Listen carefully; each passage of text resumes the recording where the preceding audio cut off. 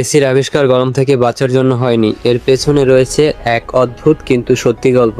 1902 সালে নিউ ইয়র্কের একটি বড় প্রিন্টিং কোম্পানি একটি বড় সমস্যার সম্মুখীন হয়। গ্রীষ্মকালে সেখানে বাতাসের আর্দ্রতা বা হিউমিডিটি অত্যন্ত বেশি হয়ে যেত। এই আর্দ্রতার কারণে প্রিন্টিং এর জন্য রাখা কাগজ বাতাসের পানি শোষণ করতে শুরু করে, ফলে কাগজ ধীরে ধীরে ফুলে যেত এবং কাগজের আকার সামান্য বদলে যেত। শুনতে ছোট সমস্যা মনে হলেও প্রিন্টিং কোম্পানির জন্য এটি ছিল বিশাল সমস্যা, কারণ প্রিন্টিং এর সময় একাধিক রং একদম নিখুঁতভাবে মিলতে হয়, কিন্তু কাগজের আকার বদলে যাওয়ায় রংগুলো আর ঠিকভাবে মিলত না, ফলে প্রিন্টিং নষ্ট হয়ে যেত এবং কোম্পানির অনেক বড় ক্ষতি হতো। এই সমস্যার সমাধান খুঁজতে একজন তরুণ ইঞ্জিনিয়ারকে দায়িত্ব দেওয়া হয়। তার নাম ছিল ইউলিস কেরিয়ান।